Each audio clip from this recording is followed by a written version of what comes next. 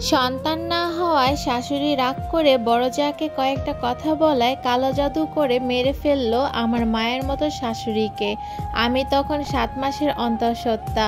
শাশুড়ির ভয়ঙ্কর মৃত্যুতে সবাই কাঁদছিল। আমার মায়ের মতন শাশুড়িকে এত নিষ্ঠুরতম মৃত্যু দিল আমার বড় জা।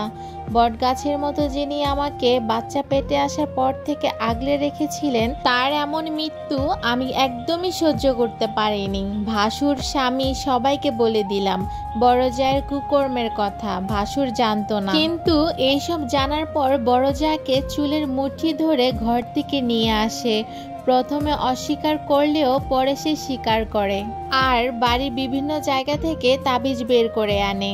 এইসব জানার পর ভাসুর তাকে ওই দিনই মুখে তালাক দেয়। বড় জা তীব্র রাগ নিয়ে বাপের বাড়ি যাওয়ার আগে আমায় বলে যায়, তোর বাচ্চাকে তো খাবই, সাথে তুই কিভাবে সংসার করিস তাও দেখব। আমি অনেক ভয় পেলাম। স্বামীকে বলার পর তিনি হুজুরের কাছে গিয়ে তাবিজ নিয়ে আসে, কিন্তু আমি রাত হলে ছায়ার মতো কিছু একটা দেখতে পাই। কেউ মারতে আসছে, আমার বাচ্চাকে কেউ নিয়ে যেতে চাইছে।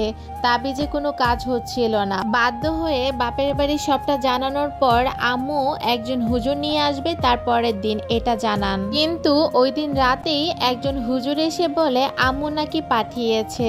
তখন বাড়িতে আমার স্বামী ছিল না। হুজুরকে দেখে আমি একটু অবাক হলেও ভাবলাম আম্মু হয়তো আমার বিপদ দেখে পাঠিয়েছে। কিন্তু ওই লোক আমাকে একটু পানি খেতে দেওয়ার পর আমি অজ্ঞান হয়ে যাই। যখন জ্ঞান ফিরে তখন তীব্র ব্যথা অনুভব করতে থাকি। স্বামী বসে কাঁদছে। আমি নিজেকে হাসপাতালে দেখতে পাই। কি হয়েছে জানতে চাইলাম। আমার আম্মু ওখানে ছিলেন। আম্মু বলেন তিনি কোনো হুজুর পাঠাননি, বরং তার হুজুর নিয়ে পরের দিন আসার কথা। আমার স্বামী বাড়ি ফিরে দেখে আমি অচেতন অবস্থায় পড়ে আছি।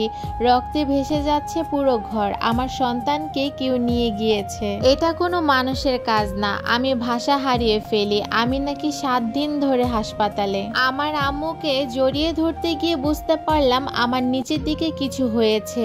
নড়তে পারছিলাম না। আমার আম্মু বললেন নড়িস না মা, নিচে সেলাই করে দিয়েছে ডাক্তার, নড়লে সমস্যা হবে। আমি কাঁদতে থাকি। পুরো 1 মাস পর হসপিটাল থেকে শূন্য কোলে বাড়ি ফিরলাম। এরপর থেকে আমার স্বামীও বদলাতে থাকে। কারণে অকারণে ঝগড়া করত। আমার বাচ্চাটাকে নাকি আমি মেরে ফেলেছি। আরো কত বাজে কথা। একটা সময় পর আমি আমার বাপের বাড়ি চলে আসি।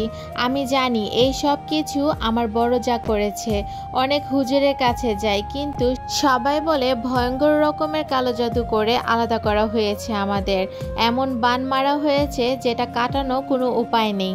একটা সময় পর ডিভোর্স হয়ে যায় আমাদের। আমি এখনো আমার শাশুড়ির জন্য কাঁদি আমার সন্তানের জন্য। তার কি দোষ ছিল? আর কাঁদি আমার স্বামীর জন্য। আমি মনে প্রাণে চাই সেই ডাইনি মহিলা যেন ভয়ঙ্কর মৃত্যু হয়।